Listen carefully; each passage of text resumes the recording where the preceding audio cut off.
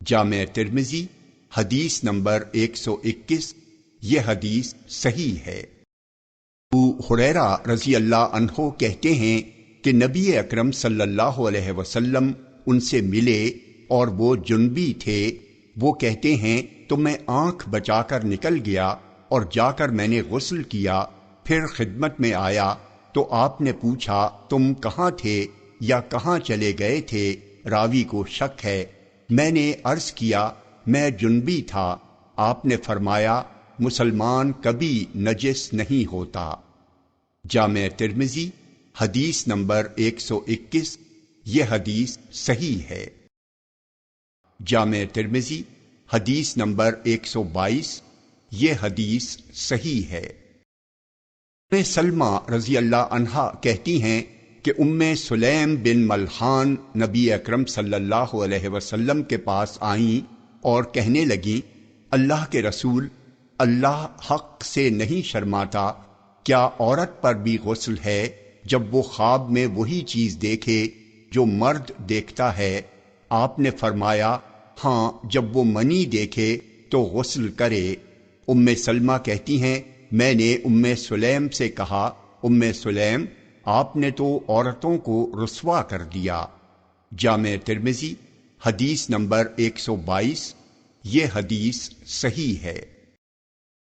جامع ترمذی حدیث نمبر 123، یہ حدیث ضعیف ہے۔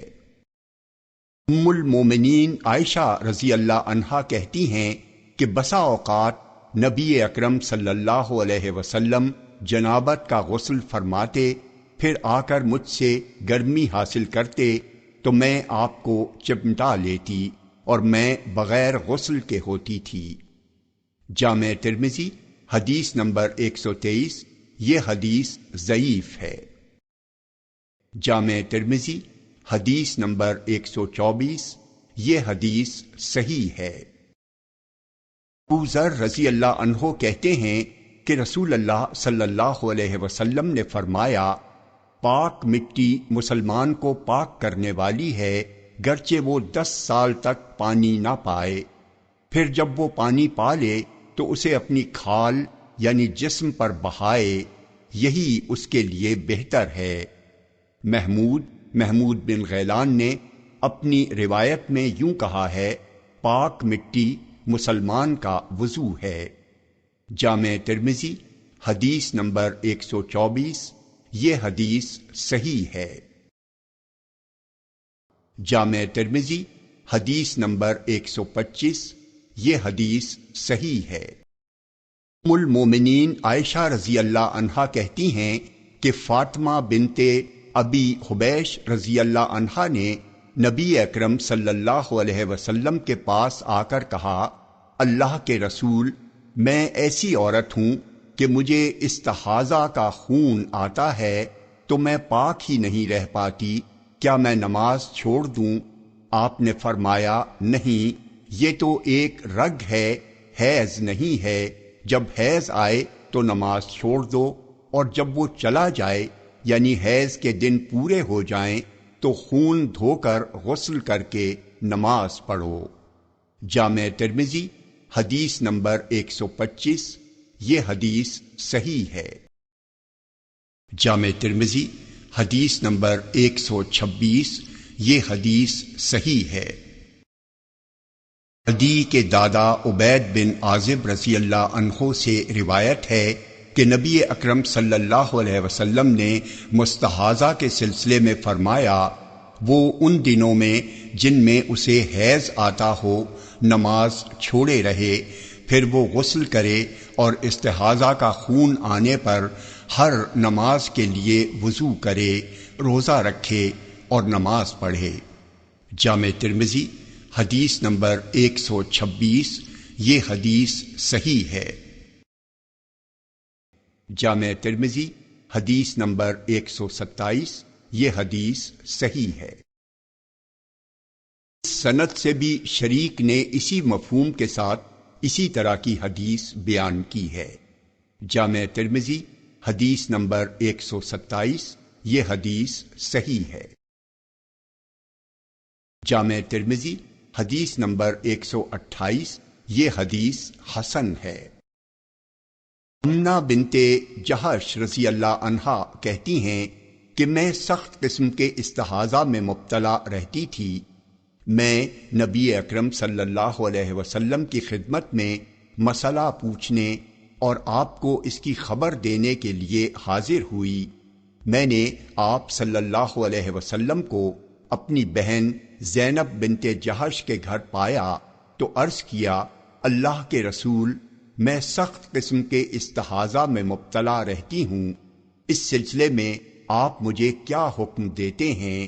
اس نے تو مجھے صوم و صلات دونوں سے روک دیا ہے۔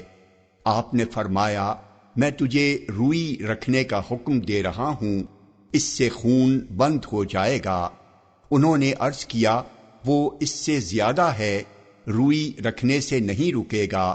آپ نے فرمایا، تو لنگوٹ باندھ لیا کرو۔ کہا، خون اس سے بھی زیادہ آ رہا ہے۔ تو آپ نے فرمایا، تم لنگوٹ کے نیچے ایک کپڑا رکھ لیا کرو۔ کہا، یہ اس سے بھی زیادہ ہے، مجھے بہت تیزی سے خون بہتا ہے۔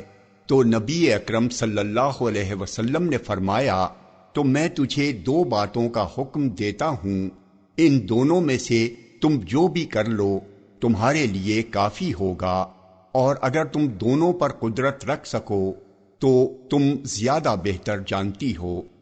آپ نے فرمایا، یہ تو صرف شیطان کی چوٹ یعنی مار ہے، تو 6 یا 7 دن جو اللہ کے علم میں ہیں انہیں تو حیض کے شمار کر، پھر غسل کر لے، اور جب تو سمجھ لے کہ تو پاک و صاف ہو گئی ہو تو 24 یا 23 دن نماز پڑھ اور روزے رکھ، یہ تمہارے لیے کافی ہے، اور اسی طرح کرتی رہو جیسا کہ حیض والی عورتیں کرتی ہیں۔ حیض کے اوقات میں حائضہ اور پاکی کے وقتوں میں پاک رہتی ہیں، اور اگر تم اس بات پر قادر ہو کہ ظہر کو کچھ دیر سے پڑھو اور عصر کو قدرے جلدی پڑھ لو تو غسل کر کے پاک صاف ہو جاؤ اور ظہر اور عصر کو ایک ساتھ پڑھ لیا کرو، پھر مغرب کو ذرا دیر کر کے اور عشاء کو کچھ پہلے کر کے، پھر غسل کر کے یہ دونوں نمازیں ایک ساتھ پڑھ لے تو ایسا کر لیا کرو، اور صبح کے لیے الگ غسل کر کے فجر پڑھو۔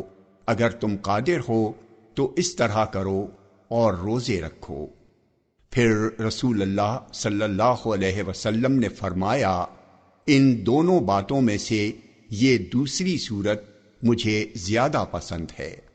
جامع ترمذی حدیث نمبر 128، یہ حدیث حسن ہے۔ جامع ترمذی حدیث نمبر 129، یہ حدیث صحیح ہے۔ ام المومنین عائشہ رضی اللہ عنہا کہتی ہیں کہ ام حبیبہ بنت جہش نے رسول اللہ صلی اللہ علیہ وسلم سے مسئلہ پوچھا اور کہا کہ مجھے استحاضہ کا خون آتا ہے اور میں پاک نہیں رہ پاتی ہوں، تو کیا میں نماز چھوڑ دوں؟ آپ نے فرمایا، نہیں، یہ تو محض ایک رگ ہے، لہذا تم غسل کرو پھر نماز پڑھو۔ تو وہ ہر نماز کے لیے غسل کرتی تھیں۔ جامع ترمذی حدیث نمبر 129، یہ حدیث صحیح ہے۔ جامع ترمذی حدیث نمبر 130، یہ حدیث صحیح ہے۔ معاذہ کہتی ہیں کہ ایک عورت نے عائشہ رضی اللہ عنہا سے پوچھا، کیا ہم حیض کے دنوں والی نماز کی قضا کیا کریں؟ تو انہوں نے کہا، کیا تو حروریہ ہے؟ ہم میں سے ایک کو حیض آتا تھا تو اسے قضا کا حکم نہیں دیا جاتا تھا۔ جامع ترمذی حدیث نمبر 130، یہ حدیث صحیح ہے۔